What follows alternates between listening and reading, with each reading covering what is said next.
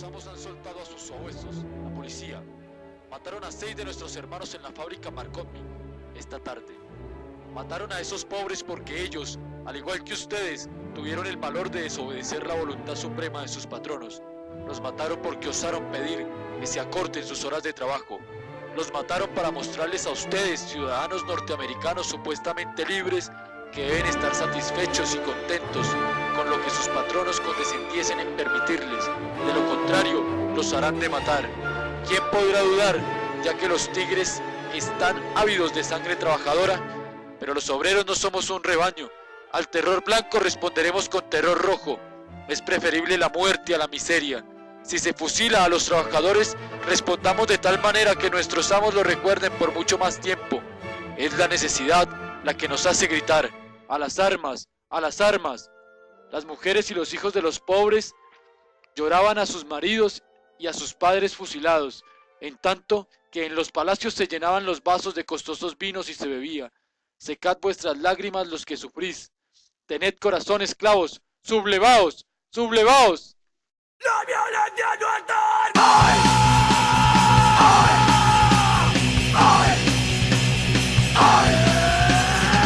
Ellos educaron para poder llevar una vida tranquila, sin tener que pelear, y te enseñaron que esta vida no es la agresividad. Estrechamente de la tiempo y aprender a respetar la violencia. Ahora es nuestra educación, es nuestra alternativa, es nuestra reacción, porque nunca tendremos nunca esta facilidad para escapar los golpes duros y aprender a respetar. El 1 de mayo no es un día festivo cualquiera. Es un acumulado político e histórico que hace referencia a las luchas, derrotas y triunfos de la clase trabajadora internacional que le reclama al capitalismo un cambio de estructura, en el marco de sus reivindicaciones políticas, sociales y económicas. Es un día que convoca el conjunto de los sectores sociales y sus expresiones organizadas bajo un escenario de unidad y cualificación de la clase explotada, para hacer entender a las clases dominantes que estamos en pie de lucha y beligerantes por la nueva democracia, el poder y el socialismo. Este día en sí mismo es un reflejo de esta lucha, al ser un día arrancado al capitalismo haciéndole detener su producción para la construcción de un movimiento democrático, popular fuerte y en movilización.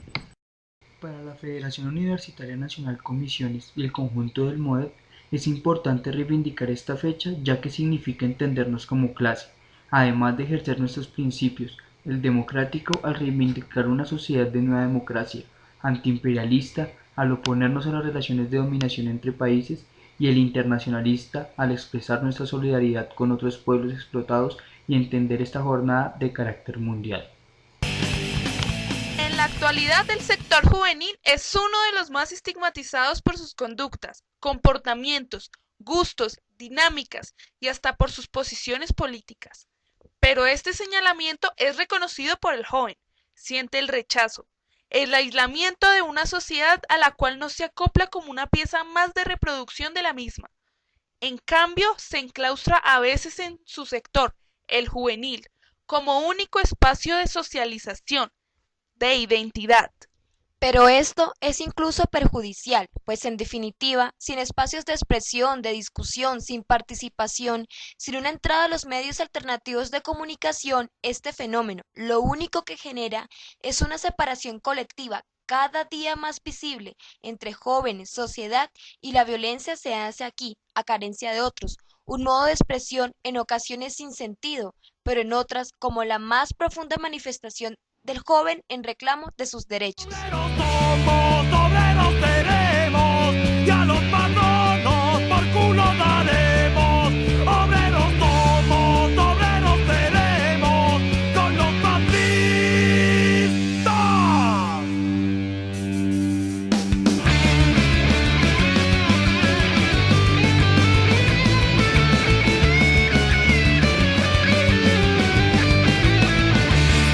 Oye los gritos, no hay quien los pare, son los obreros que salen a la calle. Despierta pueblo, hay que luchar para acabar con la injusticia laboral.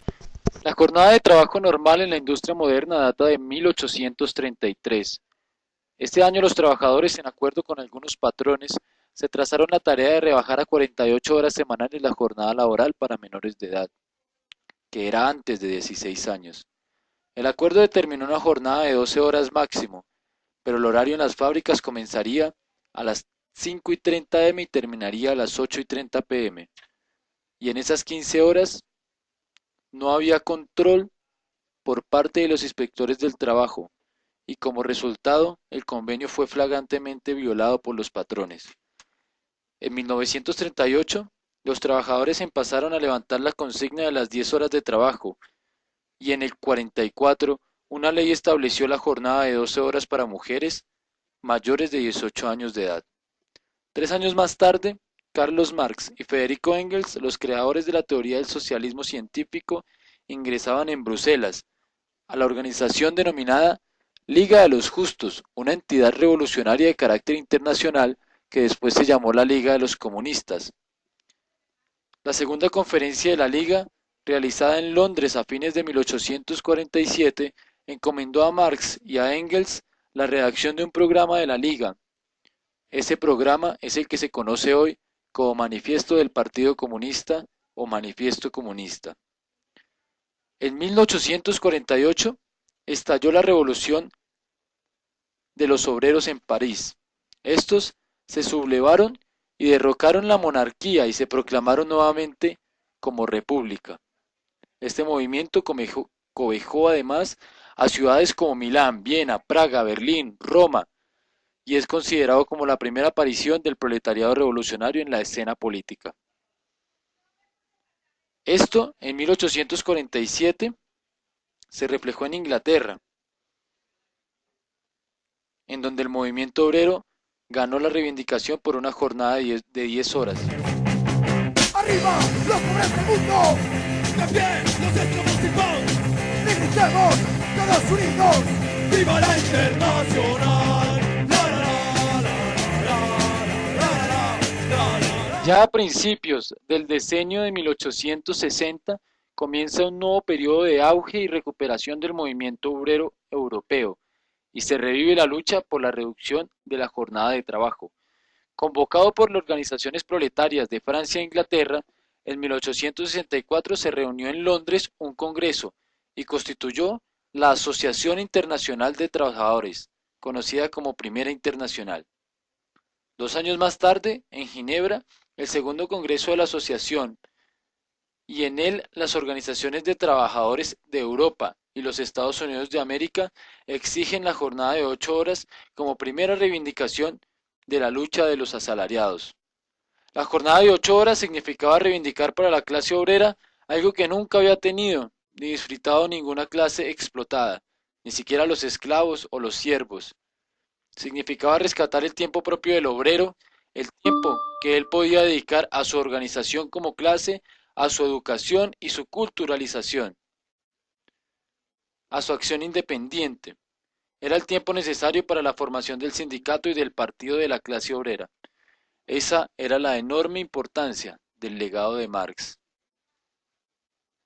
Ya en 1871 se dio un nuevo golpe reivindicativo por parte del movimiento obrero francés, y fue la Comuna de París,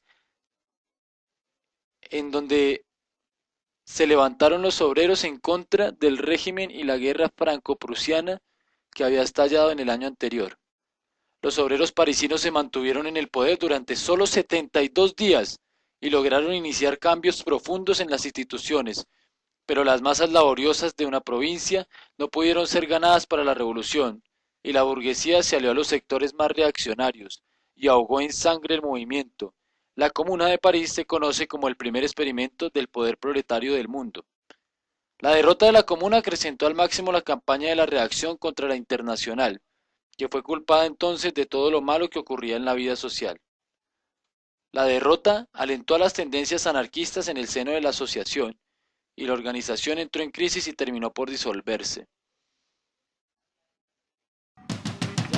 ¡Pura mierda alrededor! ¡Puro caos y destrucción! ¡Se respira explotación! ¡En este mundo te doy la!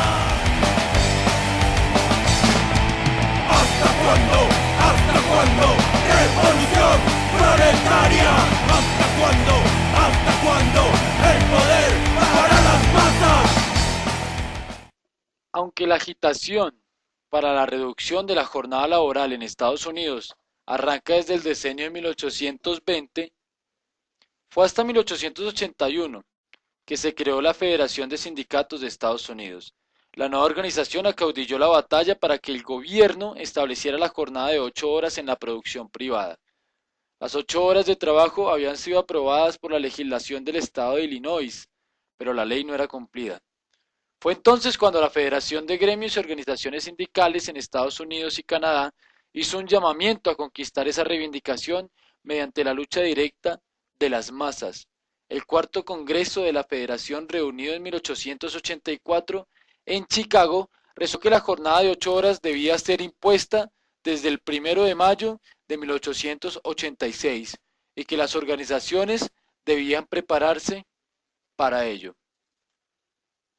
El capitalismo solo produce miseria. El capitalismo causante de tanta mierda, tanta hambre que nos causa.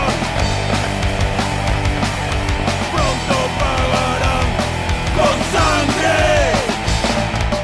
Así, a medida en que se acercaba la fecha clave del 1 de mayo de 1886, crecía la combatividad de los trabajadores. Ello asustaba a la burguesía, quien a través de su prensa se dedicó a atacar las reivindicaciones de los trabajadores y a tratar de desorientar la opinión pública. El 29 de abril, el Chicago Mail escribió: además de las 8 horas, los trabajadores querrían todo aquello que puedan sugerir los más locos socialistas o anarquistas. El New York Times, el mismo 1 de mayo, dijo: los huelguistas, para obligar al cumplimiento de la jornada de 8 horas, pueden hacer mucho para paralizar la industria, disminuir el comercio y frenar la reciente prosperidad del país, pero no podrán lograr con su objetivo. El mismo día podía leerse en el Telegrama de Filadelfia, otro periódico norteamericano: el elemento laboral ha sido picado por una especie de tarántula universal, se ha vuelto loco de remate. Pensar en estos momentos precisamente en iniciar una huelga por el logro del sistema de las 8 horas. Incluso el 3 de mayo, un día antes de los sucesos, el Indianapolis Journal dice: los desfiles callejeros, las banderas rojas, las fogosas arengas de truantes y de demagogos que viven de los ahorros de los hombres honestos pero engañados, las huelgas y amenazas de violencia señalan la iniciación del movimiento. Es interesante observar que el 1 de mayo transcurrió en Chicago de forma totalmente pacífica. Sin embargo, el 3 de mayo, 6.000 trabajadores de una fábrica maderera realizaban un mitin a 500 metros de la fábrica agrícola McCormick Harvester Works. Los dueños de esta empresa en abril habían despedido a más de 1.400 trabajadores, y entonces 200 madereros se acercaron a la fábrica con el fin de llamar a sus compañeros a la huelga, pero se encontraron con la policía. En el enfrentamiento resultaron muertos 6 obreros y más de 50 quedaron heridos. El 4 de mayo nadie tenía previsto ni podía prever que iba a quedar por mucho tiempo en la memoria de los trabajadores, no solamente de Estados Unidos, sino del mundo entero. En las horas de la mañana la policía continuó disolviendo a garretazos las manifestaciones obreras que no tenían nada que ver con el acto que los dirigentes anarquistas habían convocado para las primeras horas de la noche. Era evidente que el proletariado estaba dispuesto a continuar la lucha por la jornada de 8 horas. Sin embargo, los capitalistas y el gobierno buscaban reprimir la huelga como fuera en Chicago. Era entonces necesario provocar un crimen que facilitara aniquilar el movimiento obrero, como muchas otras ocasiones lo han intentado hacer la reacción y la burguesía. Entrada la noche comenzó el mitin en la plaza Hyde Market con la presencia de unos 3.000 obreros y del propio alcalde de Chicago, quien había concedido el permiso para realizar el acto y que curiosamente quería constatar lo que transcurría pacíficamente. Aproximadamente a las 10 de la noche, cuando habían intervenido Spice Person y hacía uso de la palabra Samuel Fielden, un intento de lluvia ahuyentó la mayor parte de los participantes y hasta el mismo alcalde. Luego, John Bonfield, odiado en todo Chicago por sus antecedentes de brutalidad y salvajismo, fue enterado de que el mitin estaba terminando pacíficamente. Este inspector consideró que si el acto había terminado no existía razón para que algunos centenares de trabajadores permaneciesen en el lugar, y esto lo llevó pocos minutos después de retirarse el alcalde a ponerse enfrente de un pelotón de 180 policías con los cuales avanzó hacia la plaza donde aún hablaba Fielden. Este quiso persuadir a Fielden para el abandono de la palabra y para que la reunión de trabajadores terminara, y en el momento en que su lugarteniente Ward se dirigió a la policía para darle instrucciones, un provocador lanzó una bomba que estalló entre sus filas, muriendo inmediatamente uno de ellos y días después 6 más, quedando muchos heridos. De inmediato la Fuerza Armada del gobierno abrió fuego contra la multitud. Los historiadores no han podido precisar cuántos asistentes al mitin murieron, en el mismo momento o después. Sin embargo, se sabe que fueron más de 30. Se ordenó el arresto inmediato del inglés Fielden y de otros líderes obreros asistentes a esta manifestación, al punto que solo hasta el 11 de noviembre de 1887 fueron condenados a la horca, excepto Nip, condenado a 15 años de prisión. Así pues, cada 1 de mayo en el mundo se conmemora la historia de estos 8 mártires que murieron en Chicago defendiendo los menesteres infinitos del proletariado. Tolerancia ni que hostia. No nos vais a engañar. Pacifismo y sumisión. Tortura, tortura. Gesto de pensamiento.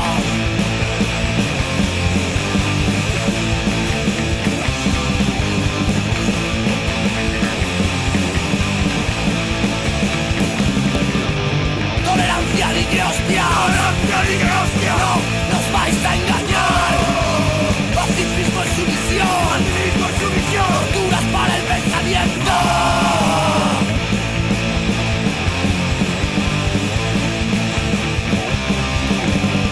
Aún sentimos la rabia en las entrañas.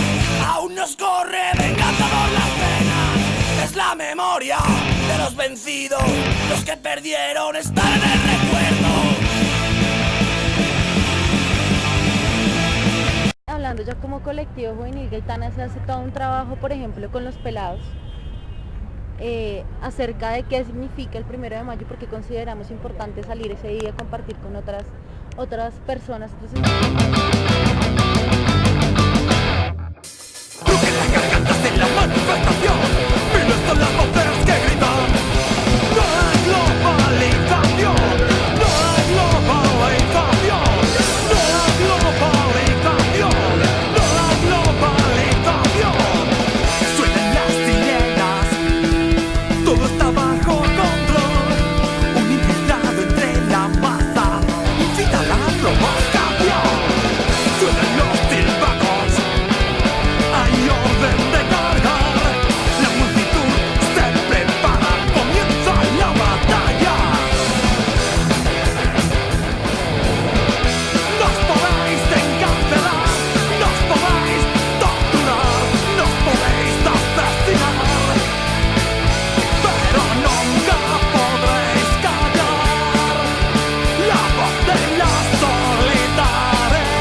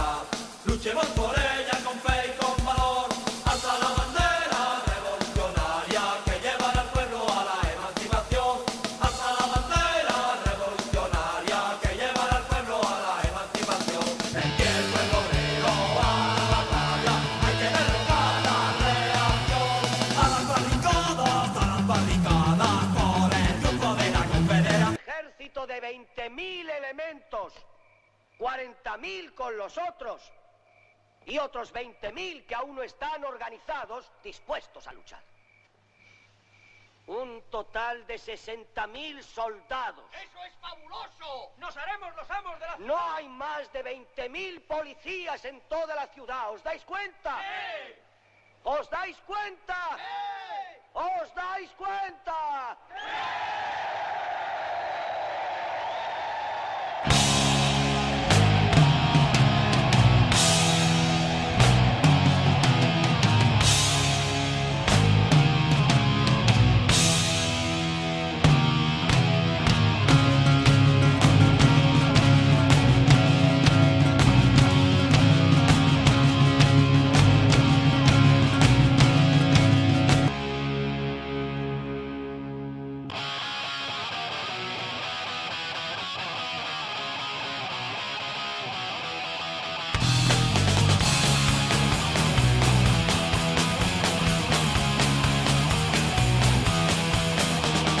Las cadenas ya están rotas, la victoria se presiente, se respira en el ambiente, el orgullo del presente. No hay camino que se tuerza, aunque la unidad y fuerza de los que luchan al día, con humildad y valentía.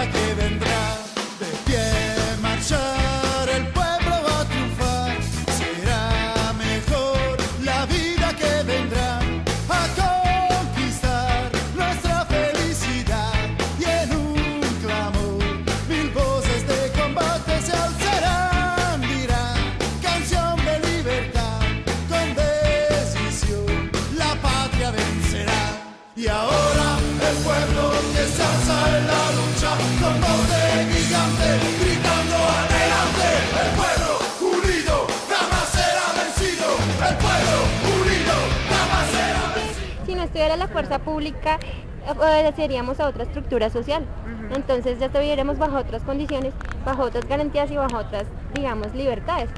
Eso ya sería otra condición totalmente distinta, ya obedecería a otros derechos para nosotros y ahí reaccionaríamos de otra forma. Es que yo creo que, pues, apoyando lo que dice la compañera, es importante tener en cuenta que, pues, el ESMAD y todo el video y los policías hacen parte, pues, de esa estructura, ¿no? Y hacen parte, pues, del Estado. Entonces, por tal motivo, si ellos no están, pues, de otra forma también las dinámicas, pues no sé, exacto, serían las lógicas y también el sistema imperante sería otro, entonces pues no sería como...